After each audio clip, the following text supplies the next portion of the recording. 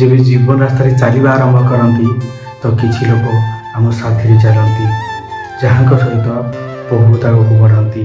ଆଉ କିଛି ଲୋକ ବହୁତ ଦୂର ପର୍ଯ୍ୟନ୍ତ ଯାଆନ୍ତି। ଆଉ କିଛି ଲୋକ ବହୁତ କମ୍ ଦିନ ପାଇଁ ଆସନ୍ତି। ଆଉ କିଛି ଲୋକ ବହୁତ ଖାସ୍ ବି ବନିଯାଆନ୍ତି, ଏତେ ଖାସ୍ କି ଆମ ଭିତରେ ଗୋଟେ ଜାଗା ବନାଇ ଦିଅନ୍ତି। କିନ୍ତୁ କିଛି ଦିନ ପରେ କିଛି ଜିନିଷ ବଦଳିଯାଏ, ଲୋକମାନେ ବଦଳି ଯାଆନ୍ତି।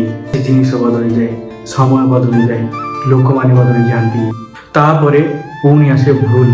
ଜରୁରୀ ନାହିଁ ଭୁଲ ତୁମର ଥିବ, ଇଏ ବି ଜରୁରୀ ନାହିଁ ଭୁଲ ସାମ୍ନାବାଲାର ଥିବ। ଆକ୍ଚୁଆଲି ପ୍ରତିଶୋଧ କ'ଣ ହୋଇଥାଏ ଆଉ ଏହାର ଡେଫିନିସନ୍ ସମସ୍ତଙ୍କ ପାଇଁ ଅଲଗା ଅଲଗା ହୋଇଥାଏ।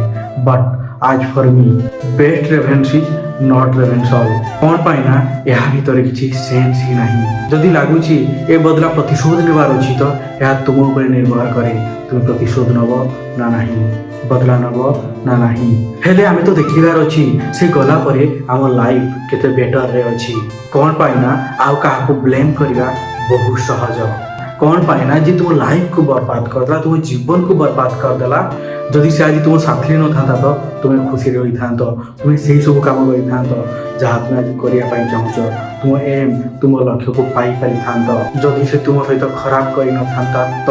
ଆଉ ବହୁତ ଲୋକ ଏହି ବ୍ଲେମ୍ ଗେମ୍ରେ ତାଙ୍କ ଜୀବନକୁ ବର୍ବାଦ କରିଦିଅନ୍ତି। ଆଉ ସେମାନେ ଜାଣିପାରନ୍ତି ନାହିଁ ସେହି ମଣିଷ ଗଲା ପରେ ବ୍ଲେମ୍ କରି କରି ନିଜ ଜୀବନକୁ ବର୍ବାଦ କରିଦିଅନ୍ତି। ଆଉ ଅଧିକାଂଶ ଲୋକ ଏଥିପାଇଁ ବ୍ଲେମ୍ କରିବା ପାଇଁ ପସନ୍ଦ କରନ୍ତି, ବ୍ଲେମ୍ କରି ମୁଭ୍ ଅନ୍ କରିବା ଅତି ସହଜ ବୋଲି ଭାବନ୍ତି। କିନ୍ତୁ ଯେଉଁମାନେ ଲାଇଫ୍ରେ ରେସ୍ପନ୍ସିବିଲିଟି ନିଅନ୍ତି ନାହିଁ ସେମାନେ ପାଷ୍ଟକୁ ଭୁଲି ମୁଭ୍ ଅନ୍ କରିପାରିନଥାନ୍ତି।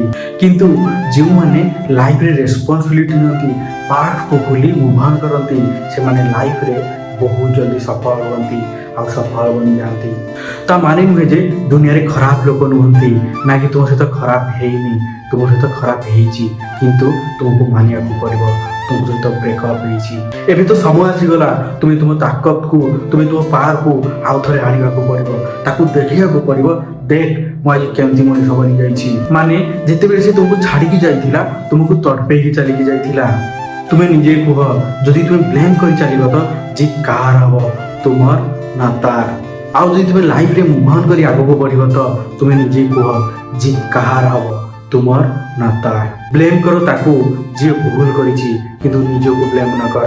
ତାକୁ ଥ୍ୟାଙ୍କ୍ସ ବି କୁହ ଯିଏ ତୁମକୁ ଷ୍ଟ୍ରଙ୍ଗ ମଣିଷ ବନାଇଦେଲା। ତାପରେ ସମସ୍ତଙ୍କୁ ବ୍ଲେମ୍ କରିବ ଯେ ସେ ତୁମ ଲାଇଫ୍ରେ କ'ଣ ପାଇଁ ଆସିଥିଲା। ଦେନ୍ ତ ଗ୍ରେଟଫୁଲ୍ କି ସେ ଗୋଟେ ନୂଆ ରାସ୍ତା ଦେଖାଇଦେଲା, ନୂଆ ଜୀବନ ଦେଖାଇଦେଲା।